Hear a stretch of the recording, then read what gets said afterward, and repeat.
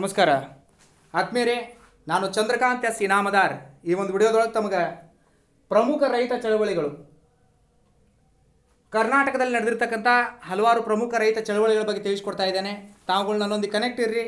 ನನ್ನ YouTube channel ಆಗಿರುವ Chandrakant Inamdar YouTube ಚಾನಲ್ಗೆ ಸಬ್ಸ್ಕ್ರೈಬ್ ಆಗಿರಿ. ಇದರಿಂದ ಹಲವಾರು ವಿಡಿಯೋಗಳು ತಮ್ಮ ಸ್ಪರ್ಧಾತ್ಮಕ ಪರೀಕ್ಷೆ ತಯಾರಿಗೆ ದೊರೀತಾವಂತಕ್ಕಂಥ ವಿಚಾರವನ್ನು ವ್ಯಕ್ತಪಡಿಸ್ತಾ, ಆತ್ಮೀಯರೇ, ನಮ್ಮ ಕರ್ನಾಟಕದೊಳಗೆ ಹಲವಾರು ರೀತಿಯ ರೈತರ ಚಳವಳಿಗಳೇ ಆಗಿದ್ದಾವೆ. ರೈತರ ಬೇಡಿಕೆಗಳು ಅವು ಮಾತ್ರ ಇಲ್ಲ, ಜನಸಾಮಾನ್ಯರ ಬೇಡಿಕೆಗಳು ಕೂಡ ಅವು ಆಗಿದ್ದು, ಅವುಗಳ ಆಧಾರವಾಗಿ ರೈತರು ಮುಂದೆ ಬಂದು ಮಾಡಿರ್ತಕ್ಕಂಥ ಪ್ರತಿಭಟನೆಗಳು ಅವು ರೈತರ ಚಳವಳಿಗಳಾಗಿ ಮಾರ್ಪಟ್ಟು, ಕೆಲವು ಉಗ್ರ ಸ್ವರೂಪವನ್ನು ಪಡೆದುಕೊಂಡು ಕೆಲವು ಚಳವಳಿಗಳನ್ನು ಸರ್ಕಾರ ಬೇಗನೆ ಒಪ್ಪಿತು. ಆದರೆ ಕೆಲವು ಚಳವಳಿಗಳ ಒಂದು ತಾಪ ಇವತ್ತಿಗೂ ಕೂಡ ಆ ಒಂದು ಊರಿನ ಹೆಸರು ಹೆಗ್ಗುರುತಾಗಿ ಉಳಿದಿದೆ. ಹಾಗಾಗಿ ಆ ಚಳವಳಿಗಳು ಯಾವುವು, ಯಾವಾಗ ಆ ಚಳವಳಿಗಳು ಆದವು ಅನ್ನೋದನ್ನು ನೋಡೋಣ. ನೋಡ್ರಿ, ನಂಜನಗೂಡು ರೈತರ ದಂಗೆ ಅಂತಕ್ಕಂಥದ್ದು 1762ರಲ್ಲಿ ಆಯಿತು. ನಂಜನಗೂಡು ರೈತರ ದಂಗೆ 1762ರಲ್ಲಿಯೇ ಆಗಿತ್ತು.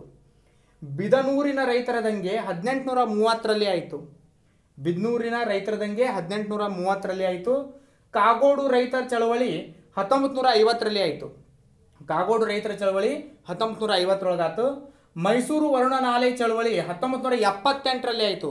1978ರಲ್ಲಿ ಮೈಸೂರು ವರುಣನಾಲೆ ಚಳವಳಿ ಆಯಿತು. ನರಗುಂದ ರೈತ ಚಳವಳಿ 1980ರಲ್ಲಿ ಆಯಿತು. ನರಗುಂದದಲ್ಲಿ ರೈತ ಚಳವಳಿ, ನರಗುಂದ ರೈತ ಚಳವಳಿ 1980ರಲ್ಲಿ ಆಯಿತು. ಆದ್ಮೇಲೆ ಇವತ್ತಿಗೂ ಈ ಒಂದು ಚಳವಳಿಯ ಶಾಖ ಎಷ್ಟು ಗಟ್ಟಿಯಾಗಿದೆ ಅಂತಂದ್ರೆ, ಇವತ್ತು ಹೊರ ರಾಜ್ಯದಲ್ಲಿ, ಇವತ್ತು ಹೊರ ಪ್ರದೇಶಗಳಲ್ಲಿ ನರಗುಂದ ಅಂತ ಕೇಳಿದ್ರೆ ರೈತ ದಂಗೆ, ರೈತ ಚಳವಳಿ, ರೈತ ಹೋರಾಟ, ಈ ರೀತಿಯಾದ ಒಂದು ಮೈಂಡ್ಸೆಟ್ ಜನರಲ್ಲಿ ಕೂತ್ಕೊಳ್ತು. ಹಾಗಾಗಿ ರೈತ ಚಳವಳಿಗಳು ತಮ್ಮದೇ ಆಗಿರ್ತಕ್ಕಂಥ ವಿಶೇಷ ಛಾಪನ್ನು ಹಾಕ್ಯಾವ. ನರಗುಂದ ರೈತ ಚಳವಳಿ 1980ರಲ್ಲಿ ಆಯಿತು. ನೀರಾಪಾನಿ ಚಳವಳಿ 2001ರಲ್ಲಿ ಆಯಿತು. ಹಾವೇರಿ ರೈತರ ಚಳವಳಿ 2008ರಲ್ಲಿ ಆಯಿತು. ಕಳಸಾ ಬಂಡೂರಿ ಹೋರಾಟ 2015ರಲ್ಲಿ ಪ್ರಾರಂಭಗೊಂಡಿದೆ. ಕಳಸಾ ಬಂಡೂರಿ ಹೋರಾಟ 2015ರಲ್ಲಿ ಪ್ರಾರಂಭಗೊಂಡಿದೆ. ಕಳಸಾ ಬಂಡೂರಿ ನೀರು ಎಲ್ಲಿವರೆಗೂ ಜೋಡಣೆ ಆಗೋದಿಲ್ಲ ಅಲ್ಲಿವರೆಗೂ ಆ ಹೋರಾಟ ಮುಂದುವರಿತಿರ್ತದೆ.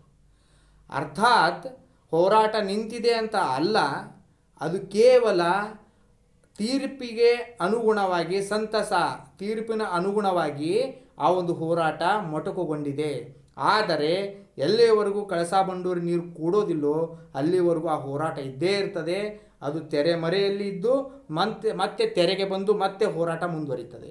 ಹಾಗಾಗಿ ಕಳಸಾ ಬಂಡೂರಿ ಹೋರಾಟ 2015ರಲ್ಲಿ ಪ್ರಾರಂಭಗೊಂಡಿದೆ, ಆದರೆ ಅಂತ್ಯ ಆಗಿಲ್ಲ.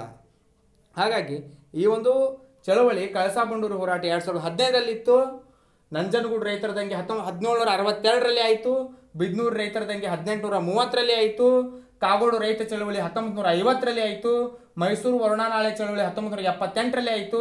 ನರಗುಂದ ರೈತ ಚಳವಳಿ 1980ರಲ್ಲಿ ಆಯಿತು. ನೀರಾಪಾಣಿ ಚಳವಳಿ 2001ರಲ್ಲಿ ಆಯಿತು. ಹಾವೇರಿ ರೈತರ ಚಳವಳಿ 2008ರಲ್ಲಿ ಆಯಿತು. ಕಳಸಾ ಬಂಡೂರಿ ಹೋರಾಟ 2015ರಲ್ಲಿ ಆಯಿತು ಅಂತಕ್ಕಂಥದ್ದು ಇಲ್ಲಿ ಬಂದಿರತಕ್ಕಂಥ ವಿಷಯ. ಆತ್ಮೀಯರೇ, ಇವೆಲ್ಲ ಚಳವಳಿಗಳ ಬಗ್ಗೆ ನಾನು ತಿಳಿಸ್ತಾ ಇದ್ದೀನಿ ಅಂದರೆ, ನಂಜನಗೂಡು ರೈತ ದಂಗೆ ಯಾವಾಗ ಆಯಿತು ಅಂತ ಕೇಳಿದ್ರೆ 1762ರಲ್ಲಿ ಆಯಿತು ಅನ್ನೋದು ವಿಷಯ ನಮಗೆ ಗೊತ್ತಿರಬೇಕು. ಅದಕ್ಕಾಗಿ ಕಳಸಾ ಬಂಡೂರು ಹೋರಾಟ ಯಾವಾಗ ಆಯಿತು, ಇನ್ನೂ ನಡೆದದ್ರಿ ಅಂತ ಬರಲಿಕ್ಕೆ ಬರೋದಿಲ್ಲ ನಮಗೆ. ಕಳಸಾ ಬಂಡೂರು ಹೋರಾಟ ಪ್ರಾರಂಭ ಯಾವಾಗ ಆಯಿತು, ಪ್ರಾರಂಭದ ಇಸ್ವಿಗಳೆಲ್ಲ ಇವು 2015ರಲ್ಲಿ ಆಯಿತು. ಕಳಸಾ ಬಂಡೂರಿಗಾಗಿ ಎಂಥ ಅದ್ಭುತವಾದ ಹೋರಾಟ ಅದು. ಆ ಒಂದು ಹೋರಾಟವನ್ನು ಬಣ್ಣಿಸಲು ಅಸಾಧ್ಯ ಆತ್ಮೀಯರೇ. ಯಾಕಂದರೆ ಸಹಸ್ರಾರು ರೈತರು, ತಾಯಂದಿರು, ಅಣ್ಣ ತಮ್ಮಂದಿರು ಎಲ್ಲರೂ ಕೂಡ ಬಂದು ನಿಂತು ಹೋರಾಟವನ್ನು ಮಾಡಿದರು. ಹಾಗಾಗಿ ಆ ಒಂದು ಹೋರಾಟಗಳಿಗೆ ತಮ್ಮದೇ ಆಗಿರ್ತಕ್ಕಂಥ ಒಂದು ವಿಶೇಷ ಶಕ್ತಿ ಇದೆ. 2015ರಲ್ಲಿ ಕಳಸಾ ಬಂಡೂರು ಹೋರಾಟ ಪ್ರಾರಂಭಗೊಂಡಿತು. ನರಗುಂದ ರೈತ ಚಳವಳಿ 1980ರಲ್ಲಿ ಆಯಿತು. ನೀರಾಪಾಣಿ ಚಳವಳಿ 2001ರಲ್ಲಿ ಆಯಿತು. ಹಾವೇರಿ ರೈತರ ದಂಗೆ, ರೈತರ ಚಳವಳಿ 2008ರಲ್ಲಿ ಆಯಿತು. ನಂಜನಗೂಡು ರೈತರ ದಂಗೆ 1762ರಲ್ಲಿ ಆಯಿತು. ಇವೆಲ್ಲವುಗಳು ಕರ್ನಾಟಕದ ಇತಿಹಾಸದಲ್ಲಿ ಭವ್ಯ ಛಾಪನ್ನು ಹಾಕಿದ್ದಾವೆ, ರೈತರ ಒಂದು ತಾಕತ್ತನ್ನು ತೋರಿಸಿದ್ದಾವೆ. ಹಾಗಾಗಿ ಆ ಒಂದು ಚಳವಳಿಗಳ ಬಗ್ಗೆ ತಿಳ್ಕೊಳ್ಳೋದು ನಿಮ್ಮೆಲ್ಲರ ಮೂಲಭೂತ ಒಂದು ಕರ್ತವ್ಯ.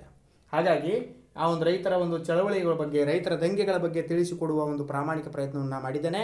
ತಾವುಗಳು ನನ್ನೊಂದಿಗೆ ಕನೆಕ್ಟ್ ಇರ್ರಿ. ನನ್ನ ಯೂಟ್ಯೂಬ್ ಚಾನಲ್ ಆಗಿರುವ ಚಂದ್ರಕಾಂತ್ ಇನಾಮದಾರ್ ಯೂಟ್ಯೂಬ್ ಚಾನಲ್ಗೆ ಸಬ್ಸ್ಕ್ರೈಬ್ ಆಗಿರಿ.